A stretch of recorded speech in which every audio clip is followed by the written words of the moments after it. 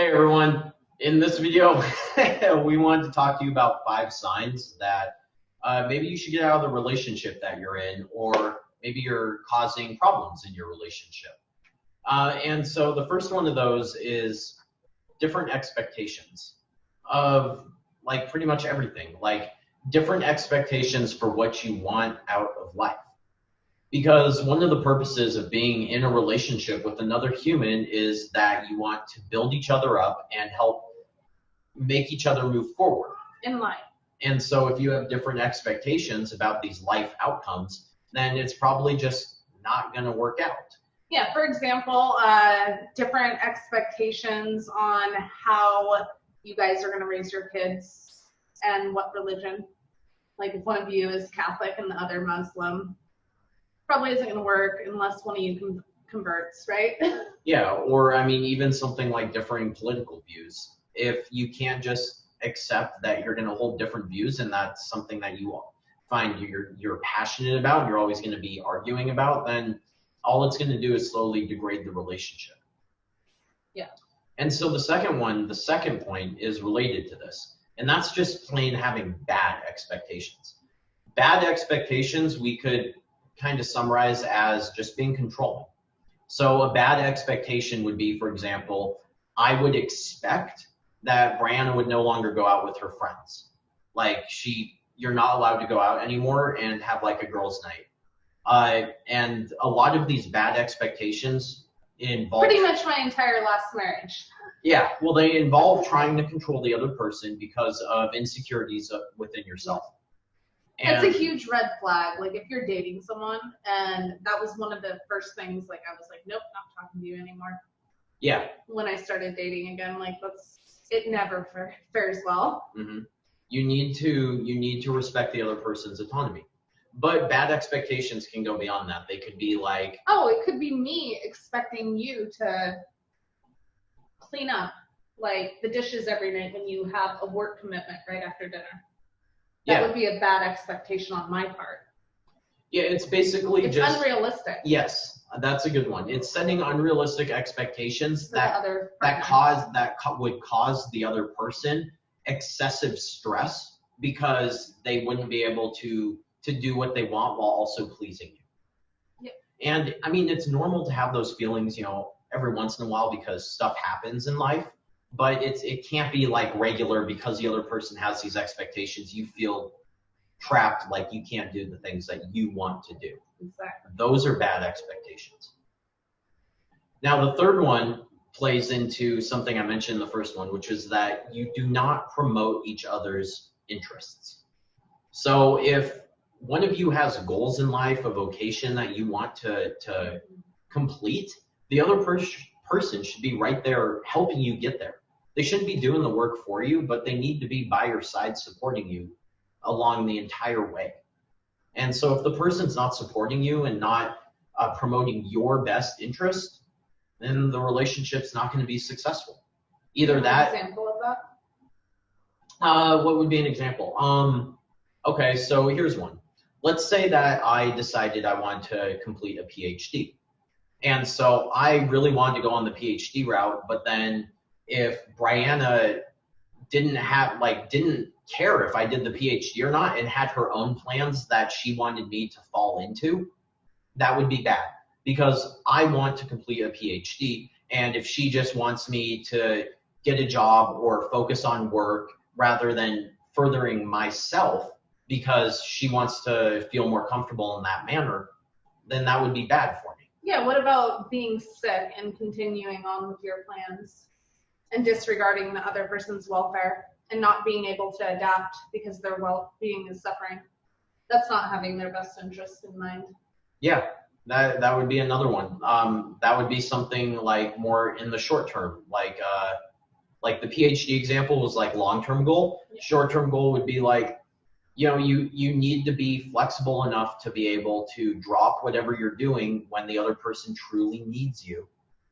And so that you can go and be with them and support them in those needs. Like you need to understand that if they truly need you, that you can put your life on hold for them. That's promoting your partner. Yeah, and is that always going to work out? No. And is it going to be really, really hard sometime? Like, what if, I had to do a PhD dissertation and present it to the people so that I could get my PhD. Like, it was the final day. But on that day, Brianna was really sick and she needed me to, like, stay home and take care of her. That would be a really, really tough decision to make. And in that case, it's basically, whose interest in the relationship would take priority. Well, I think it would be a pretty big red flag if, like, say I was the one that was sick and I was demanding you to give that up too. Yeah. But at the same time, it would be a red flag if I wasn't saying, do you want me to stay home? Yeah, like, just the offer. Yeah, just kind of the offer is enough. It just shows each other that you are supporting each other in your overall life goals. Exactly. And so this is a good point to say that. And your health and happiness. Yeah. This is a good point to say that with all of these, like, there's always going to be exceptions. And the situations are going to be way more complex than we're making them. We're just trying to give a general outline. Yeah. And so the fourth one would be that there's no trust. If you don't have trust in a relationship, you don't have a relationship. Nope. And so, this, the no trust thing, it could be for good reasons. If you did something bad and the other person doesn't trust you because of past experiences, then it's kind of on you to, like, show them that you can be a trustworthy person.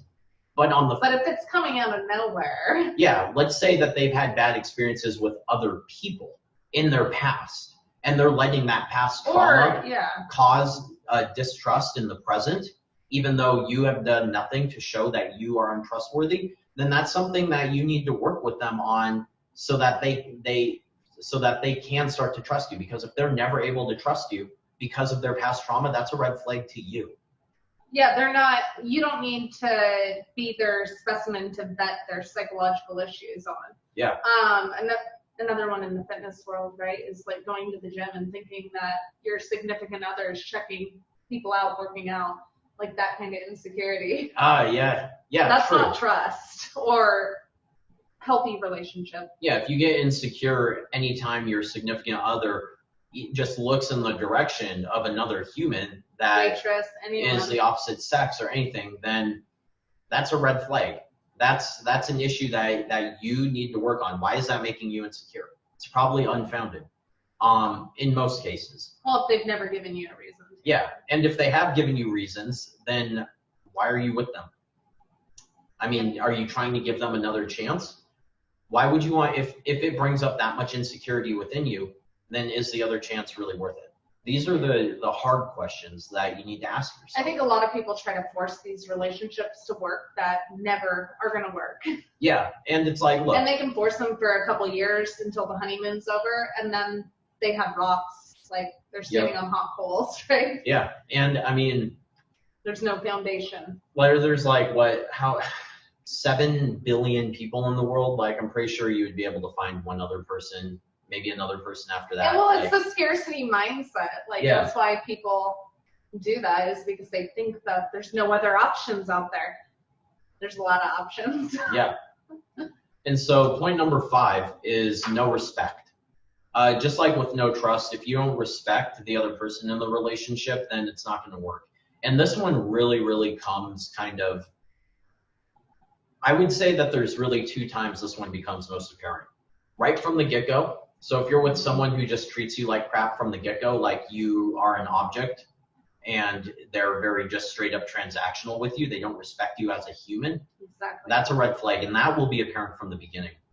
But the other one's going to be more subtle, and it's going to occur after that honeymoon period is over. Like the first year you're dating someone, everything's it's usually great. The first 2 years. And then things start to settle out, and those more like it's usually more passive disrespect starts coming out. Yep. And so if you're that's something I will not put up with either. Yeah. It's just not. It won't lead to a long-term relationship, so I see it as a waste of time to deal with people that have no respect for me. And I pick up on subtle cues. Yep. And it can be hard if it's at that 2-year mark, because you've already had 2 years. It's the sunk cost fallacy. I did that. Yep. I did that when I was married. I've been married for 14 years. I don't want to give everything up now. Yeah. even though it's horrible. Yeah. And so it's really about getting out while you can before you do get in too deep, because that just makes things more complicated. It just gets worse as you go. Yeah. Okay, so those were the 5 things that we wanted to talk about. Kind of, I guess we could call them 5 red flags in a relationship that's letting you know it's probably not going to work out long term. So if you enjoyed this content, then awesome. That's what we're trying to do. And if you know someone who you think this video would help, then please share it with them. Bye. Thanks.